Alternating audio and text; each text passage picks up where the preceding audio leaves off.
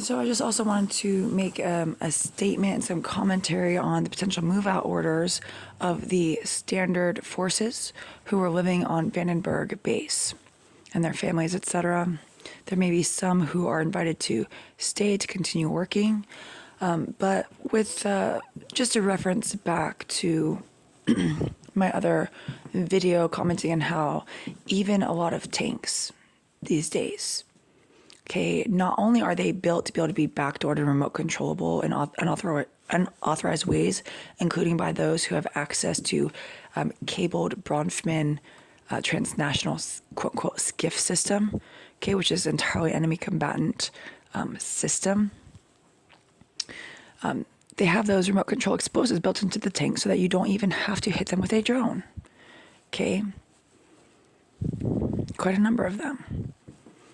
And they're not building them analog. It's all really messed up. Some people don't understand the quick changes that occurred, but what had occurred in October is not only were our own Kraken systems being used to commit war crimes against my own men by others who had access to this cabled Bronfman system. Okay, they had illegally taken hostage an entire semi-truckload of my men.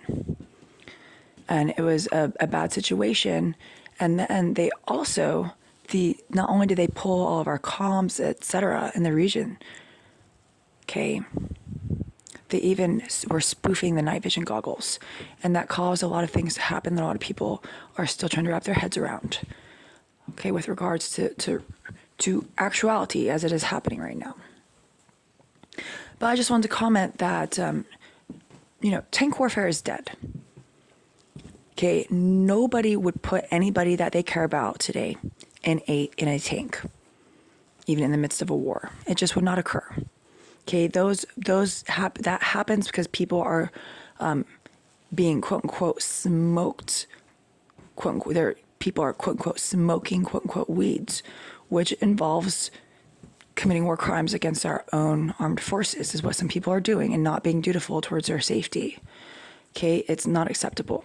So the response of one very large defense contractor to my conversation with another very large defense contractor on how tank warfare is dead, okay, and even with reference to Operation Cobra and how that occurred, and I had requested even a third fuel tank be available for some of the equipment that I'm ordering, okay? I put in a lot of orders. We'll see how it works out and whether people choose to be sane or whether they choose to try to engage in enemy combatant behavior. But the response by the CEO and the board of that other defense contractor, okay, and these people, they have use of the cabled and sub-cabled crypto Bronfman systems, okay, which are that is the family that runs a massively egregious underground slavery system that we now have over 2.2 million survivors of that egregious system, including former military slaves that we are responsible for provisioning reparations to, okay? So that other defense contractor company, their response to my ordering such a large quantity of equipment from a quote-unquote competitor was to have a ranking person on Vandenberg threatened to drop rods of God armamentry on a volcano. That was their response to me. And that has been some weeks ago, and this threat has recurred no fewer than 10 times. They have threatened to use equipment, armamentry that Vandenberg would traditionally have access to utilize, which they have not, okay, to commit just egregious war crimes. So not only that, but people on that site, in order to cover up their own illegalities, have been engaging in armed conflict high treason against our joint forces who have a development site on Vandenberg. Okay, repeatedly attempting armed conflict high treason. They've even tried to tell me that my people, who are free people, who are not hostages to our development site, that's just there for their benefit, and they have free use of the base. Okay, they're trying to tell me that my people should not be allowed to use a commissary. And when my people use a commissary, hate crimes were committed against them. Okay, now have some of the people within our development site been completely innocent? No, and we are dealing with that as well. Okay, there's a lot of unreasonable things occurring, but it's all pretty egregious. There have been large acquisitions around the Vandenberg region, okay, for use by our receivership. And it just seems that because of the circumstances and the constant war crimes and enemy combatant behavior from quite a large number of people trying to use Vandenberg equipment stuff, that it seems very likely that the standard forces will have to go ahead and vacate Vandenberg, and I really tried to avoid that under my own authorizations. I could have done that from the outset instead of trying to be very polite and offer accommodations for a joint site, etc. But it's just been so egregious on that site. We are also dealing with a lot of conflict, high treason, and enemy combatant behavior on other bases as well. And I hope that people can please try to be sane. Okay? Because frankly, it's like we do have authorization over the bases, including to have those people relocate.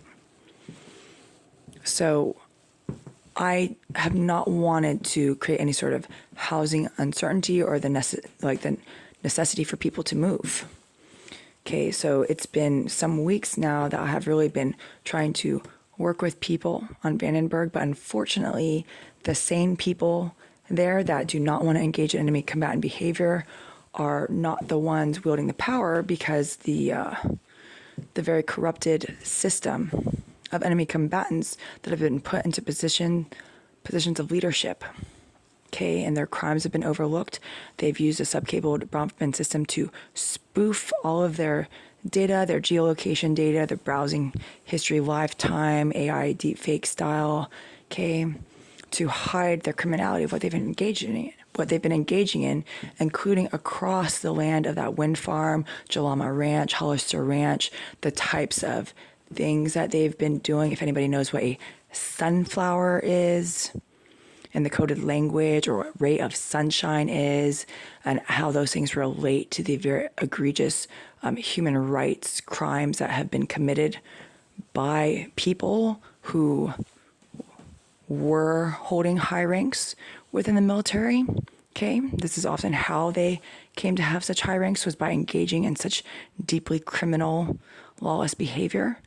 And so for any of you who have people that you know on Vandenberg, the message that I want to send is that this was not done as an act of cruelty in the holiday season. It's done to protect not just those on the joint site, but the people of Vandenberg as well, because there's been such a high level of derangement taking root that this enemy combatant war crime behavior, high treason behavior, and partially this is because of the level of the clearance level that a lot of this is at, that a lot of others are not authorized to speak on. That's why I want to go ahead and speak on it now. What is occurring is when people engage in certain enemy combatant behavior, they forfeit their pensions, they become susceptible to court-martial and military tribunal.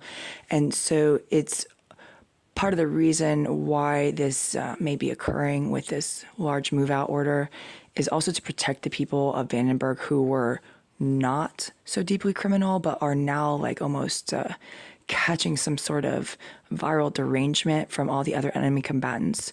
And some of those people have worked very hard to build up careers. Okay. And it's at this rate, it's like everybody there will have forfeited their pension within like another 3 weeks, is why I don't want to do that. I want people to be able to go get some reality, get some space, take some breath to just like try to preserve themselves for their own family's sake, even if not for theirs. Okay, is why we've had to, consider this. And it's not to try to hurt people in time for the holidays. It's just that, maybe we should have done this from the outset. Okay, but we've really tried to make things work, and it doesn't seem to be working right now, and it's unfortunate, and it is what it is. And so we'll see how things progress with this situation.